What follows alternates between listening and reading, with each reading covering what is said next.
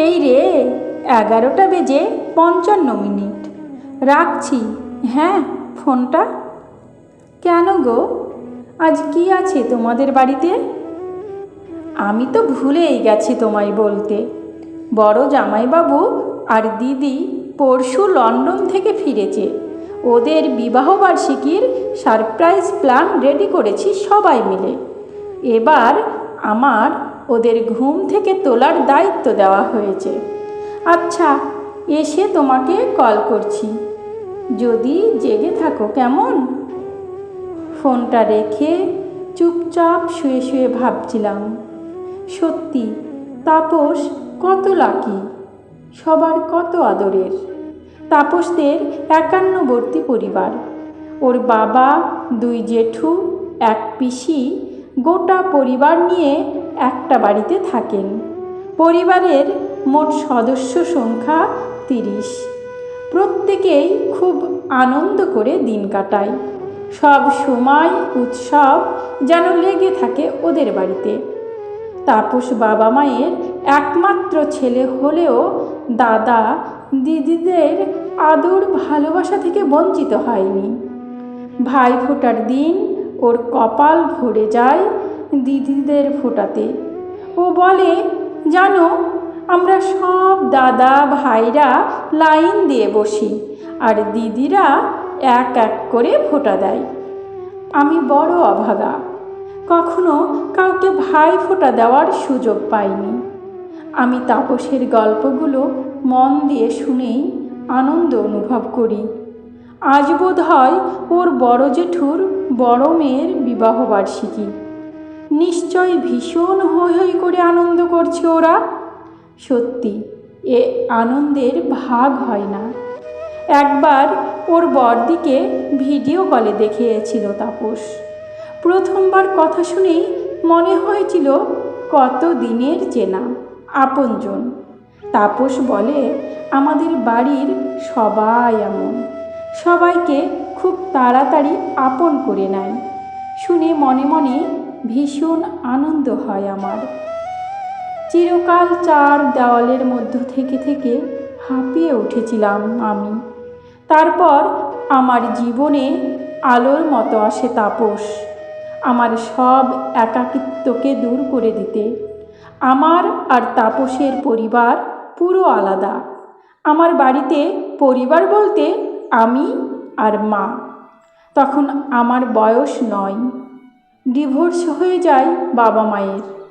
একদিন সন্ধ্যায় কাঁদতে কাঁদতে আমার হাত ধরে বাড়ি থেকে বেরিয়ে এসেছিল মা। তারপরও ও বাড়িতে আর ফেরেনি, আমাকে নিয়ে থেকে গেছে একাই।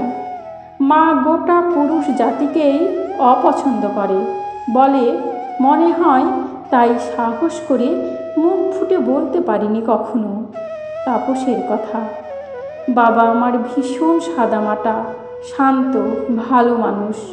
ছোট থেকেই বাবার খুব আদরের ছিলাম আমি। মায়ের থেকে বাবার সাথেই বেশি বেশি সময় কাটাতে চাইতাম। ডিভোর্সের পর বাবা মাঝে মাঝে আমাকে নিজের কাছে নিয়ে যেত, কিন্তু মা খুব রাগ করতো তখন। ছোটবেলা থেকে আজও বুঝি না মায়ের এত রাগ কেন বাবার উপর। ছোটবেলায় কতবার জন্মদিনের দিন বাবা আমাদের গেটের সামনে কেক আর বেলুন নিয়ে দাঁড়িয়ে থেকেছে ঘন্টার পর ঘন্টা। আমি চিৎকার করে বাবা বাবা বলে কেঁদেছি, তাও মা যেতে দেয়নি বাবার কাছে। মা খেয়াল না করলেও আমি দেখেছি আমার বাবার চোখের জল। একজন পুরুষের চোখের জল তার সন্তানের জন্য। তারপর বাবা প্রায় স্কুলের গেটের সামনে দেখা করতে আসতো আমার সাথে। বাবা আমাকে যখন কাছে পেত অনেক আদর করত আর পছন্দের খাবার কিনে দিত। তারপর বড় হওয়ার পর মায়ের আড়ালে বাবার সাথে আমার ভালোই যোগাযোগ ছিল। প্রায় চলে যেতাম ও বাড়িতে, বাবার সাথে রান্না করে দুজন খেতাম, ঘুরতে যেতাম। বাবা বলতো, মায়ের হাই সুগার, প্রেশার, খেয়াল রাখিস মামনি। বাবা যে মাকে খুব ভালোবাসে তা আমি বুঝতাম, কিন্তু মায়ের রাগ অভিমানের মাঝে লুকিয়ে থাকা ভালোবাসাটা ঠিক ঠাহর করতে পারতাম না। বাবার কাছে ডিনার করার সময় বাবা বলতো, মায়ের কাছে গিয়ে একটু কিছু খাবি কিন্তু, ও তোর জন্য পথ চেয়ে বসে থাকবে। আচ্ছা বাবা, তোমাদের ডিভোর্সটা কেন হলো বলো তো? প্রায় জিজ্ঞেস করতাম আমি। বাবা বলতো, ভুল বোঝাবুঝি অনেক সম্পর্ক নষ্ট করে দেয় মা, একদিন ঠিক সব কিছু বলবো তোমায়। জানো তাপস, আমার খুব ভয় করছে, যদি এই ছোট্ট পরিবারের গণ্ডি পেরিয়ে তোমাদের পরিবারের সবার সাথে মানিয়ে নিতে না পারি। দূর বোকা, ভয় কিসের? আমাদের বাড়িতে কাল গেলেই সব ভয় কেটে যাবে। আমি যাব। হ্যাঁ যাবে, ভয় কি, আমি তো সাথে থাকবো। আর কাল ছুটির দিন, সবাই বাড়িতে থাকবে। বাবাকে জিজ্ঞেস করেছিলাম, বাবা সম্মতি জানালেও মাকে কিছু বলার সাহস পাইনি ওদের বাড়িতে যাওয়ার ব্যাপারে। তাও সাহস করে একটা মেরুন সালোয়ার পরে পৌঁছে গেলাম তাপসের বাড়িতে। তাপস আমার হাত ধরে নিয়ে গেল ওর পরিবারের সাথে আলাপ করতে। আমি লজ্জায় ভয়ে মাথা নিচু করে দাঁড়িয়েছিলাম। তাপসের মা আমায় আদর করে কপালে চুমু খেয়ে বললেন, বৌমা দেখছি ভীষণ লাজুক। তারপর ছোট্ট ছোট্ট একদল বাচ্চা, কেউ নতুন কাকি, কেউ নতুন মামি বলে ডাকতে ডাকতে নিয়ে গেল একটা সুসজ্জিত ঘরে। ঘরটা খুব সুন্দর করে সাজানো, মাঝে বসানো খুব সুন্দর একটা কেক। আমি মিনমিনে গলায় তাপসের বোনকে জিজ্ঞেস করলাম, আজ কি কোনো অনুষ্ঠান আছে? তাপসের মেজ জেঠু হাসতে হাসতে বললেন, আছে তো। দেখলাম ঘরটা পুরো ভরে উঠেছে পরিবারের সদস্যদের ভিড়ে। সবাই মিলে চেঁচিয়ে বলে উঠল, হ্যাপি বার্থডে টু ইউ। চমকে উঠলাম আমি। হ্যাঁ ঠিক, আজই তো আমার বার্থডে। কিন্তু কখনো আমার বার্থডে এভাবে পালন হয়নি। আনন্দে আত্মহারা হয়ে কেক কেটে সবাইকে নিজে হাতে খাওয়ালাম। বড়রা অনেক আশীর্বাদ করলো, গিফট দিল। আর তাপসের দিকে তাকাতেই দেখলাম মুস্কি মুস্কি হাসছে সে।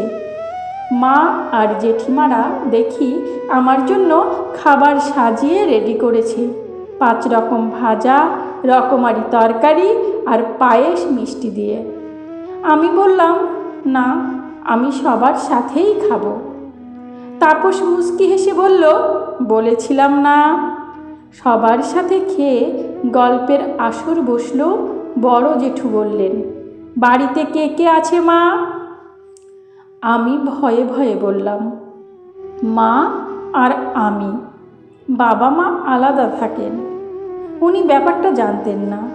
দুঃখ পেয়ে মাথায় হাত বুলিয়ে বললেন, এ কথা বলার জন্য মন খারাপ করো না মা।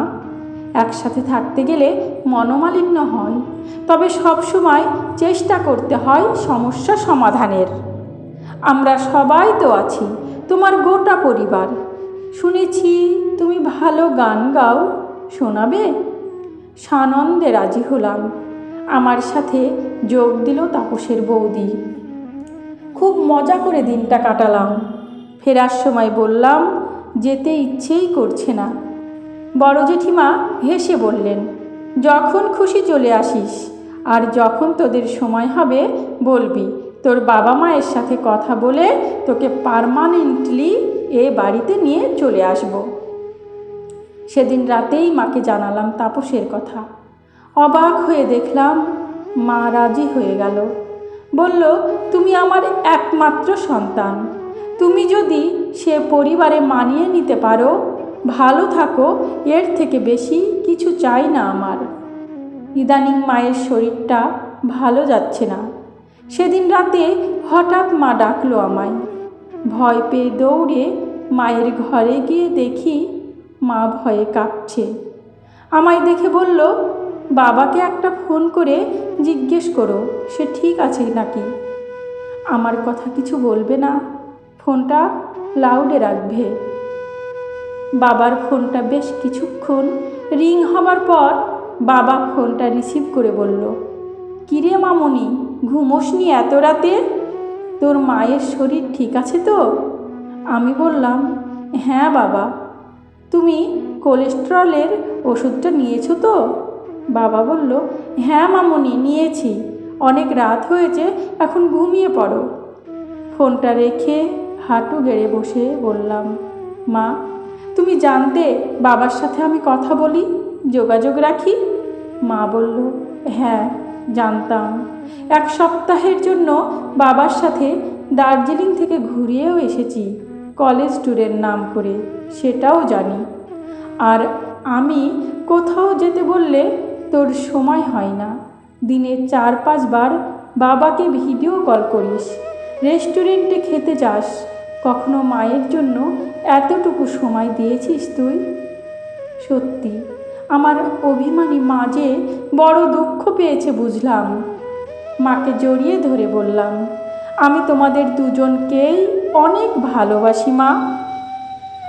আর দিন 15 পর আমার বিয়ের ডেট ফাইনাল করতে তাপসের বাড়ি থেকে সবাই আসবে। মাকে গিয়ে বললাম, মা, জীবনের এই সময়ে বাবা আমার সাথে থাকুক এ বাড়িতে, এটা চাই। মা প্রথমে কিছুতেই রাজি না হলেও শেষে আমার অনুরোধে রাজি হলো। বাবাকে হাত ধরে নিয়ে এলাম বাড়িতে। সারা বাড়ি মেতে উঠল আমার আর বাবার হাক ডাকে। 2 দিন দেখলাম মা বাবার সাথে কথা না বলতে। সেদিন রাতে আকাশ জুড়ে মেঘ করেছিল, জানালার কাছে বৃষ্টির ছাট এসে পড়ছিল। আমি ব্যস্ত ছিলাম তাপসের সাথে চ্যাটে কথা বলতে। হঠাৎ ব্যালকনিতে শুনলাম ফিস ফিস শব্দ। ভালো করে শোনার জন্য দরজার কাছ দিয়ে উঁকি মেরে দেখলাম আমার ভালোবাসার 2 মানুষ আজ ভিজতে ভিজতে নিজেদের অভিমানের কথা বলছে। বাবা বলছে, এখনও শাখা সিঁদুর পরো কার জন্য লীনা? মা অভিমানী গলায় বলল, তা তুমি বা শ্রেষ্ঠাকে বিয়ে করনি কেন? শ্রেষ্ঠা তার স্বামী সন্তান নিয়ে সংসার করছে এখন। সেদিন রাতে তুমি আমার পুরো কথাটা শুনলে না। নেশার ঘোরে শ্রেষ্ঠা বলেছিল বন্ধুত্বের আড়ালেও আমাকে ভালোবাসে, সেটা শুনেছিলে। আমি ওকে ভালোবাসি নাকি সেটা শোনোনি।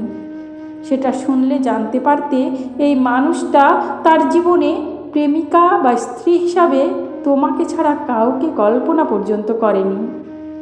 এতটা শুনেই ফিরে এলাম বিছানায়। আনন্দে চোখের জল গড়িয়ে পড়ছে আমার। এখনও ফিসফিস শব্দ শোনা যাচ্ছে।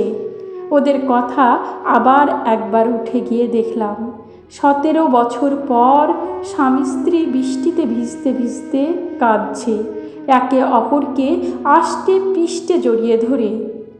মনে মনে বললাম, সত্যি সম্পর্ক ঠিক রাখতে গেলে অবশ্যই একে অপরের কথা শোনার আর অভিমানের গুরুত্ব দেওয়া উচিত। শুধু শুধু ওরা ওদের 17টা বছর নষ্ট করেছে একে অপরকে ভুল বুঝে। তাপসদের বাড়ির গুরুজনরা আজ এসেছেন আমাদের বাড়ি। আজ আমি ভীষণ খুশি। বাবা মায়ের মাঝখানে রাজকন্যার মতো বসে আছি। তাপসের বাবা বলল, আপনারাও চলে আসুন, আমাদের সাথে থেকে যান। একমাত্র মেয়েকে ছেড়ে থাকতে হবে না আর। বাবা বলল, আমাদের একটাই মেয়ে, প্রায় চলে যাব আপনাদের বাড়িতে। আমিও চাই দীর্ঘদিন ধরে আলাদা থাকা মানুষগুলো জীবনের বাকি দিনগুলো একসাথে আনন্দে কাটাক। আজ আমার দুঃখ নেই, একটা সুন্দর পরিবারের সাথে সাথে পেয়ে গেছি বাবা মা দুজনের আদর। সমাপ্ত। গল্প 51বর্তী। কলমে শ্রাবন্তী মিস্ত্রি, কণ্ঠে আমি রোজি।